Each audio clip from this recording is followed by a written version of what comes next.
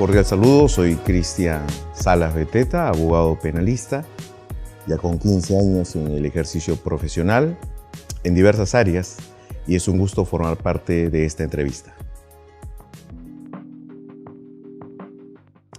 Bueno, respecto a mis hábitos, variados, o sea, no hay digamos, un hábito cotidiano, no hay un tema de un día igual al otro, y eso debido a varias razones. Primero, que actualmente ya estoy abocado al 100% a la actividad de litigio privado, y esto me obliga a estar o bien en fiscalías, juzgados, en reuniones con clientes, en el estudio, en otras oficinas, sea en Lima o sea en provincias, a efectos de participar en diversas diligencias. Muy difícilmente tengo un día que se repita, salvo los días domingos, que están dedicados a la familia en su mayoría, cuando no estoy de viaje, en donde sí me doy un tiempo necesario y satisfactorio para compartir con mi esposa y con mi hija. Bueno, si bien tengo 15 años de abogado, un promedio de 6 los dediqué al Ministerio Público, en donde fui al inicio asistente en función fiscal, fiscalías penales, fiscalías mixtas, fiscalías de principio de oportunidad en aquel entonces, y posteriormente ya ingresé al área de capacitación del Ministerio Público, a la Escuela del Ministerio Público, en donde como analista participé en el desarrollo de diversos cursos de capacitación sobre el nuevo código para fiscales a nivel nacional. Ya es en el 2009 en el que se presenta la oportunidad de ser abogado en la Procuraduría Pública especializada en delitos de lavado de activos, y es ahí donde empieza la labor de litigio propiamente dicho. Recuerdo que en aquel entonces se requería en esta Procuraduría especializada un abogado que tuviera conocimientos del nuevo Código Procesal Penal a efectos que participe en las audiencias de estos casos de lavado de activos a nivel nacional, porque esta Procuraduría solo tenía oficina en Lima y participaba en los diversos procesos a nivel nacional. Así que cuando asumí este puesto como abogado de la Procuraduría, me dediqué a viajar por todo el Perú, a participar en las diversas audiencias que se desarrollaban en el proceso conforme al Código del 2004. Ya en el 2011 renuncio a la Procuraduría de Lavado de Activos y decido abrir mi propio estudio de abogados, conjuntamente con mi hermano, que es el que a la fecha mantengo. No obstante, apenas un mes de inaugurado, se presentó otra oportunidad en la Procuraduría especializada en delitos de corrupción de funcionarios, la Procuraduría Anticorrupción, donde ingresé como abogado senior. Posteriormente se me permitió ser procurador adjunto y finalmente en el 2014 asumí la Procuraduría a nivel nacional como Procurador Anticorrupción de la República hasta fines de ese año, en donde ya proseguí con mis actividades de litigio. Entonces, mi experiencia en estos años de litigio han estado desde el lado del actor civil o parte agraviada en los delitos contra la administración pública representado por la Procuraduría, y posteriormente ya en el ejercicio privado defendiendo a personas investigadas y procesadas en casos penales. Mi primera oficina fue una oficina de 8 metros por 8 metros, muy pequeñita, con 2 ambientes y un baño, en Lince. Es ahí donde fundamos el estudio Salas Beteta en aquel entonces. Con mi hermano empezamos a llevar casos muy pequeños, posteriormente se amplió, nos mudamos a Jesús María y bueno, hoy ya tenemos 2 locales, uno en La Molina y otro en el centro de Lima. Hay una anécdota bastante que siempre nos causa risa en el grupo que tenemos. Ahora conformamos el estudio más de 8 personas. Ocurre que en una oficina en Lima que habíamos alquilado por Lampa, ya creciendo después de la oficina del INSE, decidimos remodelarla. hacerle trabajos de pintura, alfombra, mobiliario y demás. Y habíamos salido ya del INSE y el tiempo nos ganaba. El tiempo para ya empezar a utilizar la oficina nos ganaba y aún habían remodelaciones pendientes. Resulta que teníamos una secretaria nueva y uno de los abogados había concretado una cita con un cliente, un empresario, y le había dicho a la secretaria que por favor apenas viniera lo hiciera pasar a recepción y él le iba a avisar para que ingrese a la sala de reuniones, al directorio. Resulta que el cliente llega muy tarde, fuera de hora, y como no había llegado a su hora, este abogado, al ver que aún había unos trabajos de remodelación pendientes, toma una pequeña brocha y empieza a hacer una pintura, un retoque en una de las paredes. Se había sacado el saco, la corbata, estaba con su camisa remangada, estaba arrodillado pintando con la brocha, y en eso llega el cliente sin avisar, la secretaria lo hace pasar a la sala de directorio y ahí tenías al abogado pintando con su brocha la zona baja de la pared, ¿no? Es una anécdota tremenda que se da justamente en esas circunstancias, ¿no? Una circunstancia de crecimiento profesional, de desarrollo de la oficina, pero felizmente todo fue bien. El primer caso en audiencia, que tuve que sustentar en audiencia, me acuerdo, fue un caso de lavado de activos, un juicio oral de lavado de activos, que a propósito fue la primera sentencia condenatoria por lavado de activos proveniente de un delito distinto al tráfico ilícito de drogas, que en ese entonces era un caso de tráfico ilícito de drogas proveniente de delitos de estafa. El caso era bastante complejo, era un caso bastante difícil porque involucraba una presunta organización criminal de personas que se dedicaban a estafar a la ONP, a la Oficina de Normalización Previsional, que se encarga de dar pensiones a personas que justifican cierta invalidez. Entonces estos sujetos lo que hacían era falsificar documentos, hacían solicitudes con la firma de personas ya muertas a efectos de obtener pensiones y obviamente se apropiaban de ese dinero o de parte de ese dinero. Y con ese dinero habían adquirido diversas casas, inmuebles, vehículos y demás. El gran problema de ese caso, que ya se tramitaba en aquel entonces, estamos hablando de 2009, con el Código Procesal Penal de 2004, fue que pese a los esfuerzos que el fiscal había desarrollado para recabar una pericia que determinara el desbalance patrimonial de los investigados, lamentablemente la policía no tenía, durante todos los meses de investigación, no tenía personal que pudiera desarrollarlo. Y el personal que posteriormente ingresó, los peritos que ingresaron, solicitaron más tiempo del que ya la ley había establecido. Entonces, cada que el fiscal solicitaba la pericia, las respuestas de la división de peritos era, bueno, los peritos están apoyando en una huelga, en una revuelta que ha habido, así que están allá. Los peritos han renunciado, estamos en proceso de contratación de otros nuevos. Tremendos problemas que se tenían y que dentro del plazo de investigación no se pudo culminar esta pericia tan importante en un caso de lavado de activos. ¿Qué hizo el representante del Ministerio Público? No le quedaba otra opción que pedir el sobreseimiento. El fiscal pide el sobreseimiento, quien habla estaba en la Procuraduría de Lavado, y lo que hicimos fue, conforme a las posibilidades que nos da el Código Procesal Penal, fue solicitar una investigación suplementaria, que en ese entonces era una innovación, una novedad. Y sustentamos que efectivamente ese elemento de convicción tan trascendente para el caso no se había ingresado en la investigación, no por culpa de la Fiscalía, sino por hechos ajenos ya al fiscal. El juez permite una investigación suplementaria solo para que se recabe esa pericia, se recaba la pericia a los 6 meses y el fiscal formula acusación.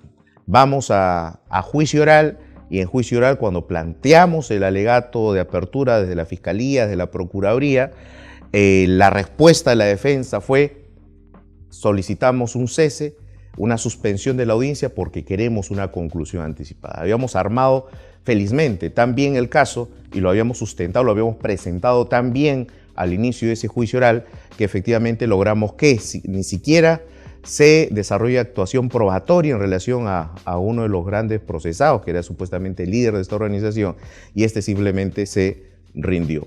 ¿Qué reflexión me llevó? Que todo lo que en juicio se va a plantear realmente depende de lo bien que se haga una investigación. En tanto la investigación se desarrolle correctamente y se arme un caso jurídica, probatoriamente y conforme a la realidad de los hechos, vas a tener un caso bastante sólido, ¿no? La litigación oral ya en aquel entonces nos reflejaba que no se trata de hablar bonito en la audiencia, sino que se trata de preparar bien un caso, conocer bien un caso, plantear una buena hipótesis jurídica y sustentarla debidamente ante el juez. No. En realidad la sensación no es de miedo. O sea, para un abogado, el exponer ideas o defender posiciones en público, vamos a partir de ahí, no debiera ser un motivo de miedo. Lo que pasa es que, y ahí hay que hacer una precisión importante, lo que pasa es que por el propio sistema, ya felizmente desfasado que hemos manejado, la formación universitaria también estuvo mal dirigida y se desarrolló la mala práctica de, por ejemplo, hacer trabajos grupales donde solo uno de los integrantes era quien sustentaba la exposición. Y eso llevaba a muchas malas prácticas, como que los integrantes del grupo de estudiantes le pagara a uno de ellos para que él hiciera o se sortearan y el que perdía era el que exponía. Y entonces siempre se tuvo esa mala práctica educativa. Pero en algún momento se perdió que el abogado no solo tiene que leer, sino que el abogado también tiene que saber hablar.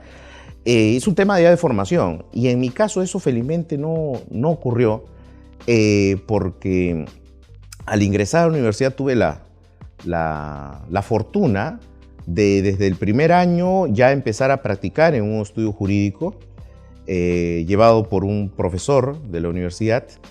Y siendo estudiante, mis propios compañeros me pedían que les hiciera cierto resumen de las clases o les explicara lo que en la clase anterior se había hecho. Así que prácticamente era una especie de profesor auxiliar de mis compañeros.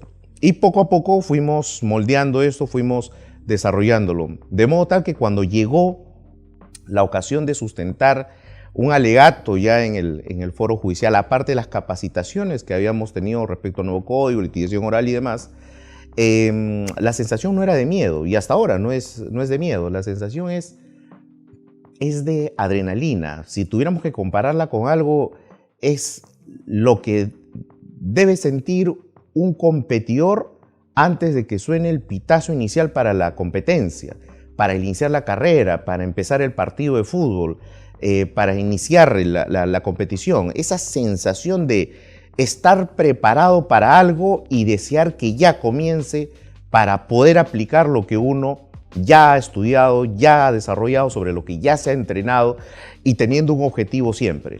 Entonces esa es la sensación que uno tiene. Esos nervios son para eso, para empezar ya, para saber qué es lo que se viene y saber absolver lo que se va a venir.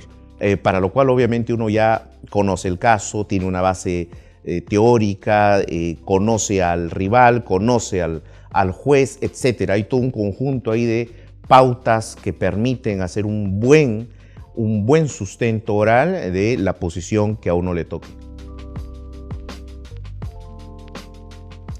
Bueno, ahí sí tengo que señalar que el concepto, la definición de maestro, entendida como aquel guía constante o aquel que marca la vida de un abogado, de un futuro abogado, ha estado como ausente en mi caso. He tenido grandes profesores, grandes amigos, colegas, pero por circunstancias de la vida no he tenido a ese guía, a ese maestro. He tenido sí grandes colegas que me han asesorado, me han apoyado en determinado momento de la vida profesional, pero no he tenido un maestro, he sido más autodidacta, he copiado, he tratado de mejorar, trato de emular muchas buenas prácticas de diversos grandes colegas a los que en su momento leía y que ahora pues tengo el honor de compartir no solo el ambiente académico con ellos, sino también el foro judicial. No se ha dado esa circunstancia. Sí he tenido al frente en los foros judiciales a grandes profesionales, ya hoy amigos, colegas destacados, brillantes, de quienes se aprende en el propio litigio y con quienes siempre hemos tratado de guardar el debate alturado, el debate jurídico y no el ataque personal, tanto desde que fui abogado, procurador, como desde ahora que ejerzo el litigio. Casi en la mayoría de las audiencias tenemos a colegas conocidos y amigos con los que nos enfrentamos. Es una experiencia muy enriquecedora y para un abogado eso es un honor, ¿no? Encontrarse en una audiencia con un maestro, con un gran amigo, lo que obliga al abogado es a dar más del 100%, porque esa es la forma de respetar al que se tiene al frente, sea este fiscal, abogado, procurador, y siempre con el respeto que la profesión nos exige.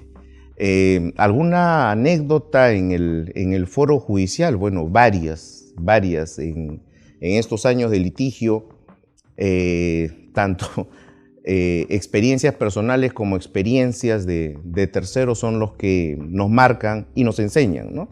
Una de las anécdotas que puedo comentar es una decisión, una petición que un señor juez, el presidente de un juzgado colegiado en Amazonas, me realizó en pleno debate en juicio oral.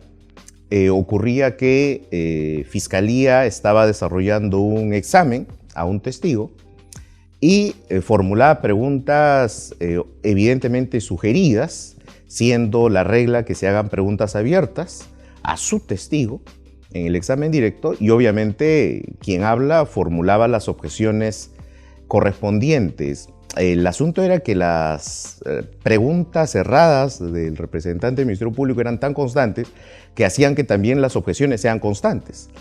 Y llegó un punto en el que obviamente ninguna de las preguntas que se formulaban eran aceptadas, se quedaban fundadas las objeciones, el testigo no respondía porque obviamente las preguntas eran prohibidas, y en un momento de esa velocidad entre pregunta y objeción y decisión del juez, el presidente me mira y me dice: doctor, por favor, aunque sea una, permítale hacer. Obviamente fue un motivo de una risa el momento, pero se prosiguió y bueno, finalmente se bloqueó ese interrogatorio porque las preguntas eran erradas. No la calmo, al contrario, la incentivo. Me gusta, bueno, algo que no hago es leer el caso o repasarlo minutos antes de la audiencia, y eso nunca lo hago. Nunca lo hice en la universidad y nunca lo he hecho en la práctica profesional, y eso también es un mal hábito que muchos tenemos que cambiar. En la universidad, en pregrado, yo veía muchos amigos que en la semana de exámenes se internaban en su casa y empezaban a estudiar toda esa semana lo que no habían estudiado todo el semestre. Faltando minutos para el examen, están con sus separatas, sus libros, revisándolos. Es mala práctica, o sea, el cerebro no funciona así. El cerebro se traba con ese tipo de conductas. Y en el caso de los minutos previos a las audiencias, en mi caso, lo que yo hago es simplemente esperar, conversar si es que tengo al cliente ahí, de otras cosas, y en la ruta, en el camino, pues escuchar un buen rock and roll, que es lo que aviva las ganas de participar. Sí, claro. Uno de los casos que más me conmovió y que me marcó fue el caso de un muchacho de 20 y tantos años que es condenado por homicidio. Esto ocurre en Amazonas. En primera instancia se impugna, llega a la Suprema, y lo que ocurre es que en el proceso no se había logrado informar adecuadamente por parte de la familia de este condenado de que este muchacho tenía un hermano gemelo. Y lo que ocurría, y eso ya me lo cuenta luego la familia cuando me pide que asuma el caso ya aquí en la Corte Suprema, es que se trataba de dos hermanos gemelos, uno de los cuales había sido criado por el abuelo y otro por el padre. Uno había sido muy bien criado, había estudiado la primaria, secundaria, era un agricultor, tenía su DNI, y el otro había sido prácticamente abandonado, no tenía siquiera registros de educación, no tenía DNI, nunca se había registrado. Entonces, cuando en la investigación uno de los testigos describe al sujeto y le muestran la foto RENIEC, obviamente aparecía la foto RENIEC del gemelo que sí tenía RENIEC. Y dice, sí, efectivamente él es, coincide con lo que he dicho y los testigos los indican. Este muchacho sindicado en el proceso niega haber participado, dice que en esa fecha él no estaba en ese lugar, las pruebas de absorción atómica, todo negativo en relación a él, pero la familia nunca informa de la existencia de ese otro hermano.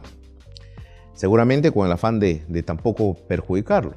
Y sabiendo que como que estaba procesado nunca había cometido el delito, lo iban a absolver. No, al contrario, lo condenan. Y cuando ya voy con toda esa información a la Suprema, mucha de esa información no estaba en el expediente, no se logra corroborar esto, pese a la existencia de fotografías, partida de nacimiento y demás, y lamentablemente ratifican la condena contra esta persona que hasta ahora está privada de su libertad con una condena que considero totalmente injusta, pero que en su momento no se defendió adecuadamente. La defensa de este caso debió hacerse desde un inicio y no esperar a llegar a una última instancia para recién tratar de aportar material probatorio que en su momento no se entregó.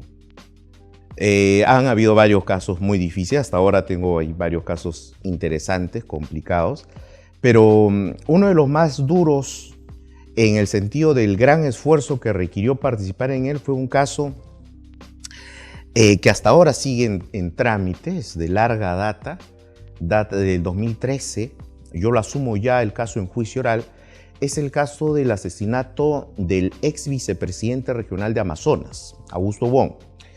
En ese caso se imputaba a un grupo de personas, un promedio de 13, 14 personas, el haber orquestado el asesinato de este funcionario a través de un menor de edad, un sicario, que ingresa a su consultorio médico y le dispara en la cabeza y lo mata. Asumí la defensa del supuesto autor intelectual, que era el alcalde de un caserío, Cajaruro. Lo habían vinculado a él en atención a la información de 3 supuestos testigos con código en reserva, quienes habrían dicho que él era el autor intelectual de todo.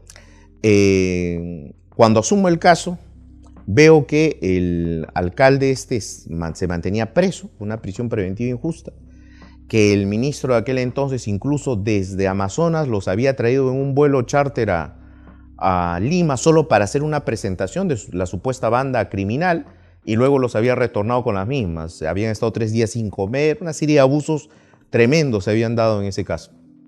Muy mala defensa, no se habían cuestionado varias pruebas ilícitas y demás. Y el caso, el juicio oral se inició en Chachapoyas. Uno de los grandes problemas logísticos era el traslado para allá. No había vuelo directo y por vuelo era hasta Tarapoto y de Tarapoto avioneta hasta Chachapoyas. La otra ruta era vuelo a Chiclayo y por tierra hasta Chachapoyas y así. El juicio se llevó a cabo en casi 8 meses con nuevo código. En esos 8 meses se perdían los vuelos, se bloqueaban las carreteras por las lluvias. El llegar allá a cada sesión era un martirio. Desde ahí había un gran problema. El segundo problema era la conexión de los diversos procesados que estaban internos en diversos penales a nivel nacional, en Puno, en Chimbote, en Trujillo, en Lima, y eso generaba también que las audiencias se frustraran. El asunto es que todo ese juicio, con audiencias frustradas, falta de instalación y demás, demoró cerca de 1 año. Hasta ahí el desarrollo del juicio. Y ya en cuanto al contenido del debate, teníamos de verdad una acusación tan mal hecha que esos 3 supuestos testigos con código en reserva nunca fueron siquiera presentados. Habían sido utilizados para dictar prisiones preventivas, pero ni siquiera habían sido admitidos como medios probatorios. No habían actas formales de interceptación de comunicaciones, se habían hecho actas de transcripción de párrafos de ciertos audios sin haber notificado a la defensa, prueba ilícita.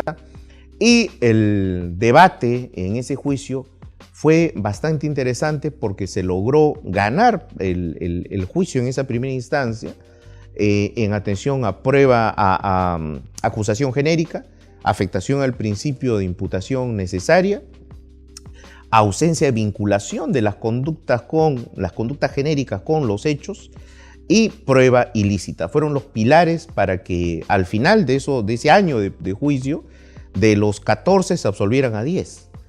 Así de mal estuvo llevado ese proceso con la gente presa, ¿no? 3 años de prisión que en el caso de mi cliente lo afectaron terriblemente porque él era alcalde y lo tuvieron que vacar justamente por estar impedido de ejercer sus funciones por las prisiones preventivas que tenía. Y ese caso, ¿en qué termina? Termina en primera instancia con absolución. En segunda instancia lo anulan porque los jueces habían demorado demasiado con la emisión de la sentencia. Ese formalismo ha obligado que el caso vuelva de nuevo a juicio oral y se empiece. Esas cosas son las que en el litigio en nuestro país se van dando. Muchos errores.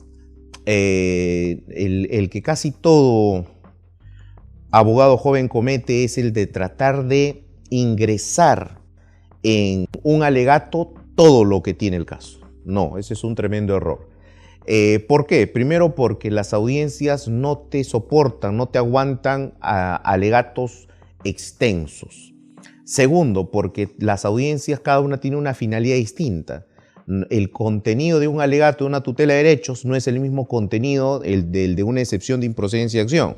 No es el mismo contenido o estructura de un alegato de apertura en juicio oral. Entonces, esas ganas de tratar de informar de todo a los jueces es uno de los errores que casi todos cometemos, ¿no?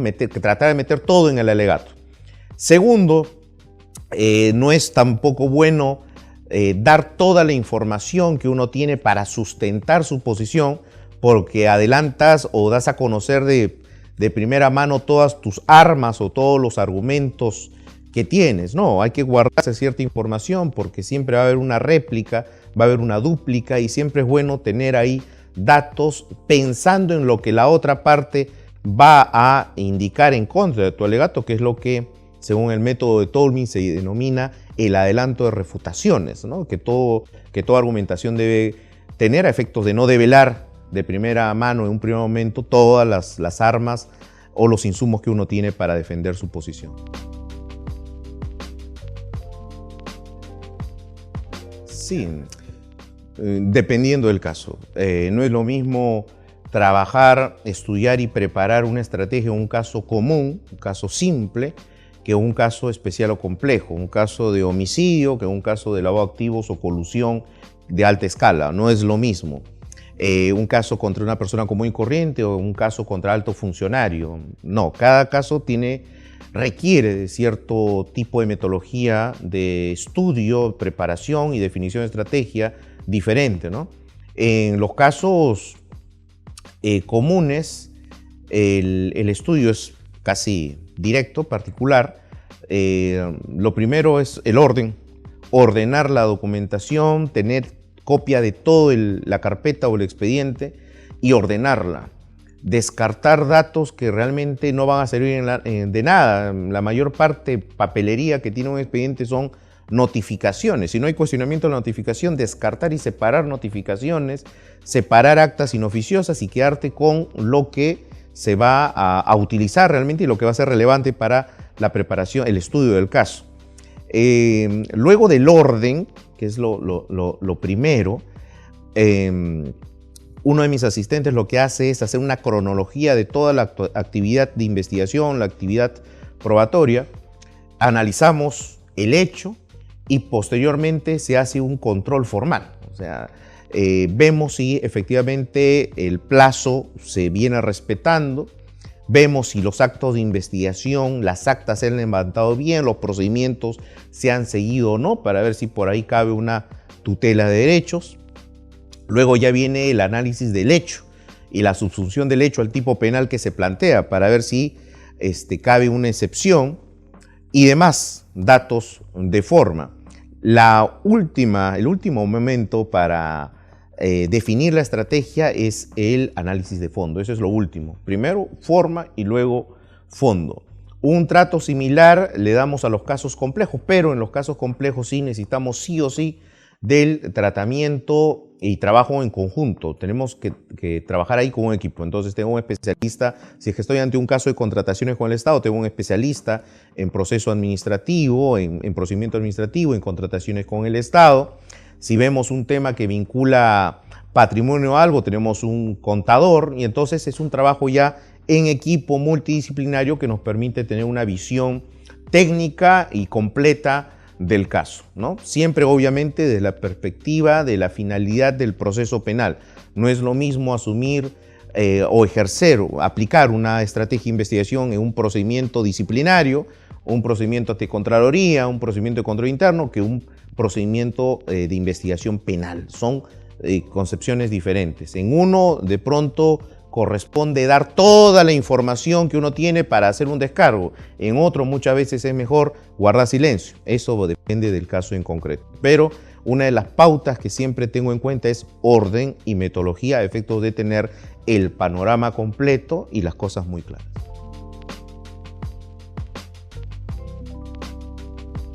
Sin duda, de pie, porque tiene varias ventajas. Uno, la comodidad, sobre todo cuando al abogado se le acomoda más expresarse corporalmente, se le hace más cómodo, se siente más seguro, y la impresión que da un abogado o un fiscal al ponerse de pie es de seguridad, es de presencia, es de llamar la atención, independientemente del contenido de su argumento, que siempre tiene que ser sólido, basado en teoría, en prueba y en derecho. Lamentablemente nuestras cortes, no todas, permiten eso. Me ha tocado asistir a audiencias en oficinas de 4x4, donde no se puede realmente y donde es incluso inconveniente ponerse de pie porque obligas al juez a mirarte que está a 60 centímetros de ti, a mirar hacia arriba, ¿no? O sea, no es conveniente hacerlo. Creo que una de las grandes preocupaciones y retos de la reforma es dotar de ambientes adecuados para llevar mejor las audiencias en los diversos organismos judiciales en aplicación del Código Procesal Penal, no solo en este ámbito, sino también en el tema civil, en el tema laboral, donde la oralidad ya se está desarrollando.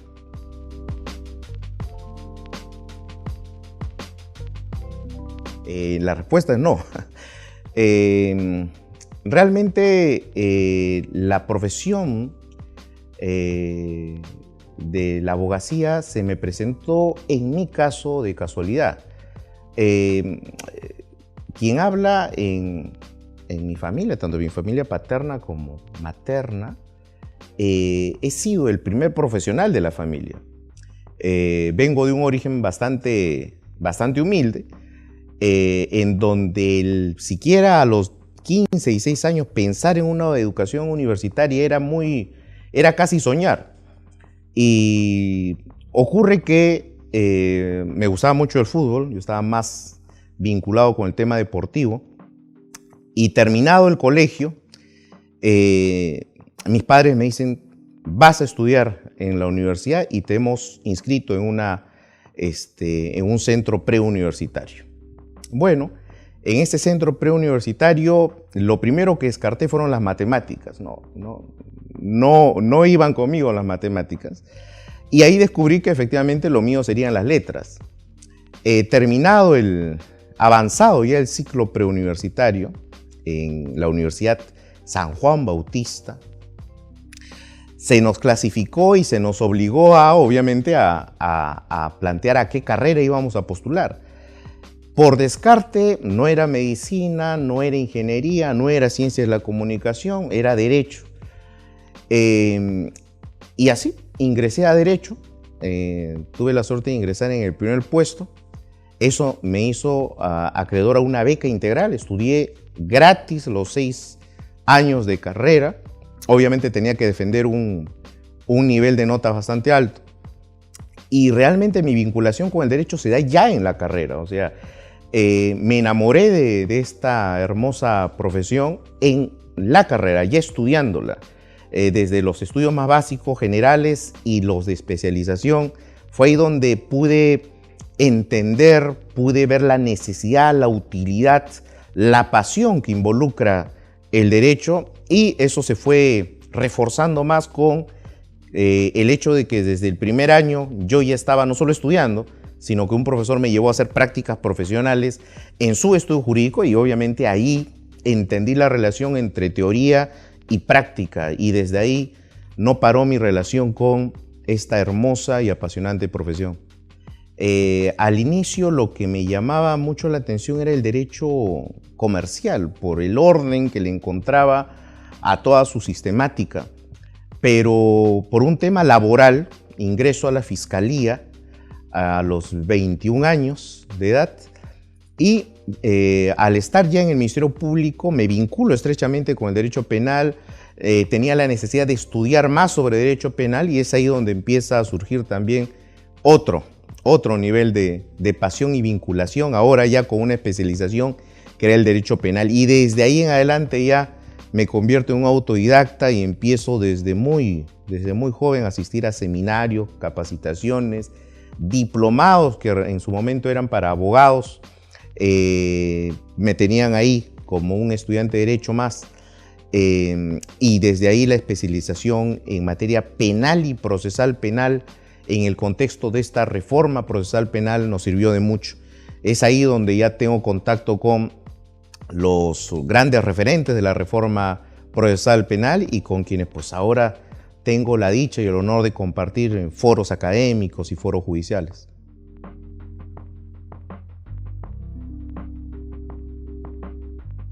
Sí, me ocurrió una audiencia donde felizmente todo salió bien para el cliente. Ocurre que nos llega un caso de un cliente, pero este cliente no nos había dicho que tenía varios casos contra él. Nos había hablado de un caso y nos contrató solo por un caso. Resulta que cuando llega una notificación para una audiencia, el asistente se lo pasa al abogado que estaba encargado. Este estudia el caso en atención a la documentación que ya se tenía y que el cliente había proporcionado. Y por la premura del tiempo, el abogado no va a revisar el expediente y nos conformamos con la documentación, las copias que nos había mandado el cliente de todo el expediente. No se fue a corroborar al juzgado esa información por la premura del tiempo. Resulta que estudiamos el caso, lo debatimos, preparamos la argumentación y vamos a la audiencia.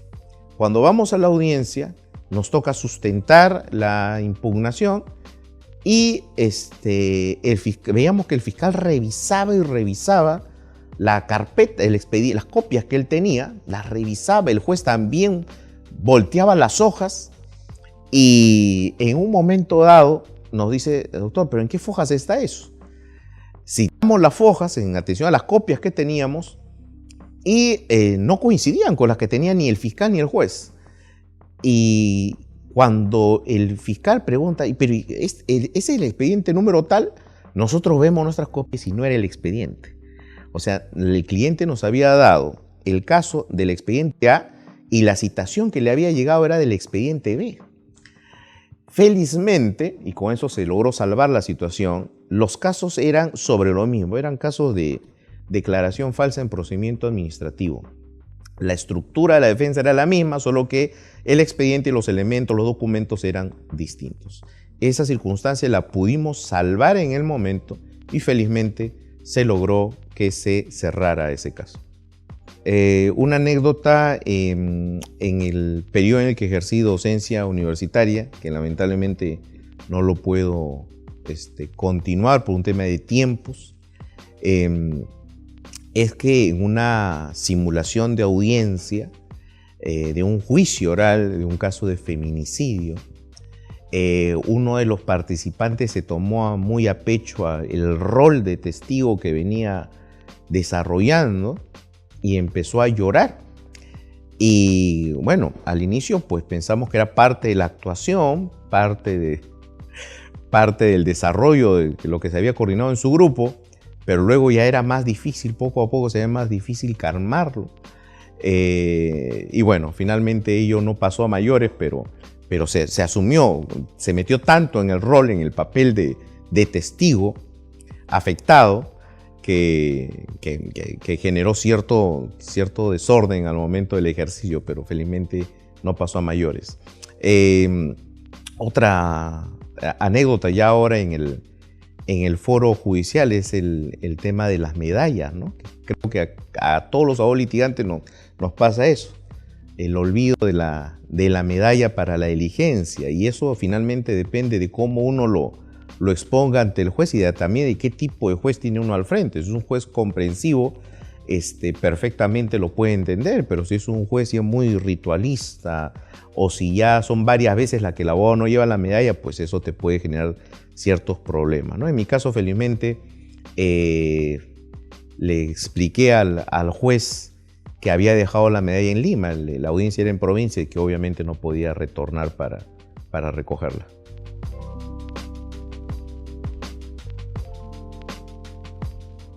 Bueno, lo primero, para ser buen profesional se requiere ser buena persona, sea cual sea la profesión, y para ser abogado también, en el sentido de que una buena persona que asume el tremendo privilegio y la alta responsabilidad de defender a otro, tiene que hacerlo con honestidad, con probidad, sin crearle falsas expectativas a la persona que acude a uno, sin engañarlo, sin decirle lo que quiere oír, sino decirle la verdad, establecer el panorama adecuado a efectos de que sepa qué es lo que viene, qué es lo que le espera y saber cuál es la mejor decisión en relación a la defensa. En el caso de un abogado litigante, alguien que se va a dedicar a defender en el foro judicial, en el debate, en la litis, los intereses de determinadas personas, se requiere además tener especialización, una base teórica bastante sólida, dejar de lado, sobre todo en el ámbito penal, esa clasificación que se hace de que yo soy dogmático y tú eres procesalista. No, eso ya hoy no sirve. Hoy tenemos que tener conocimientos de ambos ámbitos, tanto de la teoría del delito como en la teoría del proceso, la teoría de la prueba. El abogado no solo tiene que ser un ratón de biblioteca que se encierra en sí misma con sus libros y se bloquea o se abstrae del mundo. No, el abogado tiene que ser alguien que tenga además la capacidad de ese tremendo conocimiento, cultura jurídica que maneja, saberlo exteriorizar. Y saberlo exteriorizar a efectos de que sea comprendido. De nada sirve saber tanto, transmitir todo de manera compleja o de casi imposible entendimiento, si es que eso finalmente no llega al interlocutor, y más aún en el contexto de una audiencia donde la idea justamente es que el mensaje bien sustentado, con contenido, bien respaldado, llegue con claridad a la mente de quien se quiere convencer, que es justamente el juzgador. A eso añadirle la minuciosidad que un abogado tiene que tener, el ojo experimentado que justamente te lo da el día a día de cómo estudiar un caso, cómo afrontar un caso, analizar por completo la carpeta fiscal, el expediente, empezar por la forma antes que por el fondo, conocer perfectamente los hechos al detalle, los actos de investigación desarrollados, tener la hipótesis de defensa legal planteada, ir moldeando, ir tratando de que tu estrategia sea la adecuada al caso, obviamente no por lo que tú o tu cliente quiere, sino en base a lo que objetivamente se ve reflejado en el caso. Esa habilidad para darle solución o para encontrar alguna salida a un caso que parece perdido, y también la lealtad con el cliente al momento de decirle, pese a todo el estudio del caso, en este proceso lo que corresponde es que acepte responsabilidad, será más beneficioso que apliquemos un principio de oportunidad, una terminación anticipada, una colaboración, en tanto las circunstancias nos lleven a eso. No obstante, siempre un abogado penalista, al analizar un caso, siempre parte de la idea de tener al final la rendición. Lo primero es ver si el caso tiene errores, ver si efectivamente el hecho es típico o no, si los actos de investigación están viciados, etc. En el litigio, y creo que este es uno de los requisitos esenciales de una persona que se va a dedicar a ser abogado o litigante, es el tema también de respeto. Respeto a la contraparte, respeto al juez, respeto al cliente y respeto a sí mismo. En nuestra sociedad, lamentablemente, tenemos muchas malas prácticas de debates judiciales en donde se ataca al ser humano, se ataca a la persona por sus antecedentes, porque defendió otro tipo de casos, porque salió en la prensa, etc. Y eso es lo que tenemos poco a poco que desterrar. Mientras más técnico sea el argumento, mucho mejor.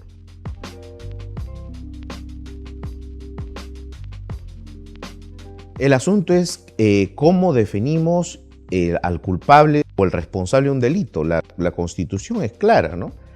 Para todo hombre de derecho, el sujeto responsable de un delito solo es aquel que ha sido ya condenado de manera firme en atención a una actividad probatoria previamente desarrollada. Entonces, si ya el sujeto está condenado, ya se determinó su responsabilidad penal en 2 instancias, habiéndose agotado todas las posibilidades, la defensa ahí lo que va a hacer es que ver la posibilidad de un beneficio penitenciario. Pero si entendemos que el culpable es la persona contra la que, sin haber sentencia, hay gran material de sospecha, elementos de convicción, sale un audio, un video de él, técnicamente no es un culpable, es un presunto inocente. Entonces, un abogado debe defender a presuntos inocentes, por más que aparentemente están vinculados a la comisión de delitos, sin duda. Para eso existe el abogado defensor. Su nombre lo dice, ¿no? Es una redundancia hablar de abogado defensor. La esencia del abogado es la defensa y nosotros defendemos en tanto, obviamente, el caso se nos presente con alguna salida. Sería absurdo que nos empecinemos en la defensa de la inocencia cuando ya el material probatorio, los elementos de convicción prácticamente son tan contundentes que nos van a llevar a un proceso inmediato, nos van a llevar a una acusación y a puerta de una condena. En esos casos la estrategia de la defensa va a variar seguramente y se le va a aconsejar a esta persona procesada que acepte un principio de oportunidad, una terminación anticipada, una colaboración eficaz, una conclusión anticipada en juicio, lo que corresponda. Pero lo cierto es que el abogado es el que, por su formación, debe de asumir los casos en donde obviamente su convicción lo lleve a plantear de que hay posibilidades de ejercer una defensa eficaz y no permitir que sea el juicio paralelo o el juicio mediático el que determine condenas. Lamentablemente hoy, y ese es el contexto que nos toca vivir, hoy tenemos muchos casos que prácticamente se resuelven o se inclinan en la prensa. Y eso sí es un tremendo error, no por el tema de que desfavorezca las defensas, sino porque relativiza, flexibiliza y debilita las garantías procesales que todo ciudadano tiene frente al poder estatal de aplicar el derecho penal.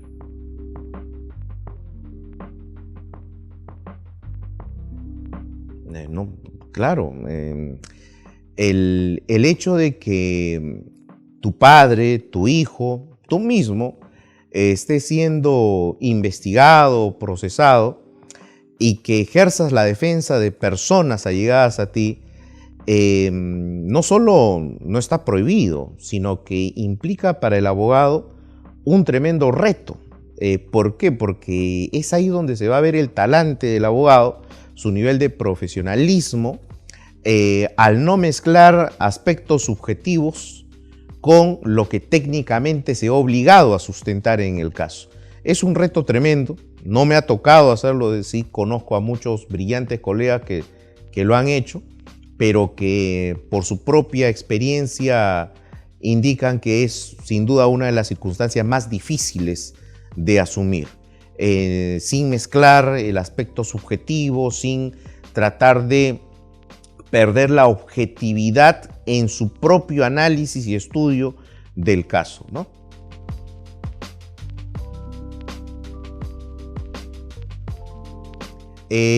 No. Cuando salí de la Procuraduría Anticorrupción salí con 9 denuncias por abuso de autoridad, por falsedad genérica, por supuesta extorsión y demás. Felizmente otro colega se dedicó a sustentar mi defensa en los diversos procesos, en todos los cuales obviamente quedaron archivados. Contribuí a dar información a mi defensa para que pudiera sustentar bien los argumentos, pero no, o sea, no se dio la ocasión de que yo directamente asumiera mi defensa. Curiosamente, con el tiempo, muchos de los que me denunciaron, algunos son mis clientes hoy.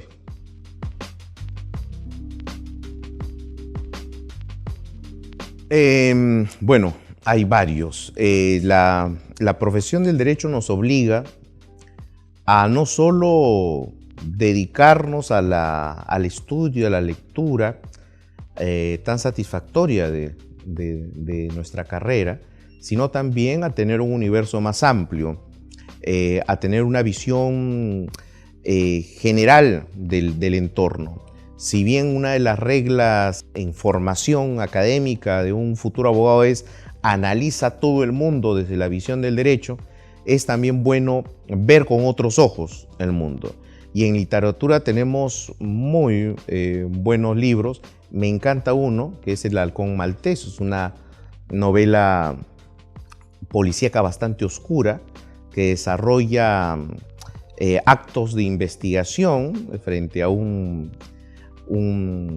amuleto que se extravía, una reliquia, que me impresionó mucho por la forma tan brillante en la que es narrada la secuela de investigación.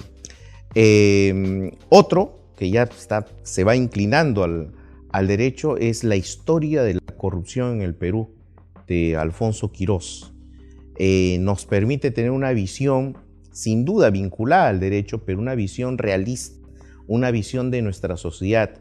Nos permite entender cómo es que lo que hoy vivimos ya lo hemos vivido y como sociedad no aprendemos. Aplaudimos estas famosas olas anticorrupción, entre comillas, pero repetimos el mismo error y volvemos a elegir malos candidatos y el sistema se mantiene y no hay un freno a todo este mal que nos tiene sumidos en el subdesarrollo. Son obras que recomiendo mucho y ya obras vinculadas a nuestra carrera. Las dos últimas que he revisado son el Cibercrimen, de mi amigo Gerardo Lamas, y El Proceso Inmediato, de mi amigo Alonso Peña Cabrera. Obras muy recomendables y actuales que nos sirven muchísimo para la actualización.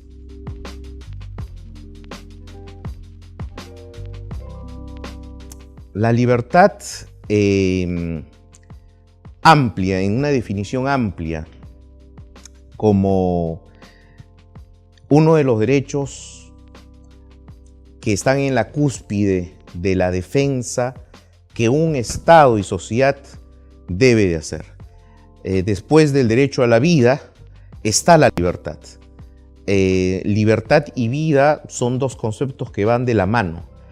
El gozar de la vida va de la mano con la libertad. Claro está, tenemos que entender que la libertad como derecho no es absoluta. Hay ciertas circunstancias que legítimamente, cuando son justificadas, permiten esas restricciones. Que es el caso frente a la comisión de delitos graves, que la propia ley establece. En nuestra sociedad, lamentablemente, nuestra propia idiosincrasia, formación cultural, inquisitiva, nos hace aplaudir las prisiones, nos hace aplaudir el espectáculo de sujetos siendo conducidos a carceletas, nos hace pedir, aclamar detenciones. Pero ojo, tengamos en cuenta que esas privaciones de libertad deben darse siempre y cuando se encuentren debidamente justificadas. Una presunción no justifica privación de libertad. El pretexto de lucha contra el crimen no justifica que mandemos a un grupo de sospechosos a prisión, no.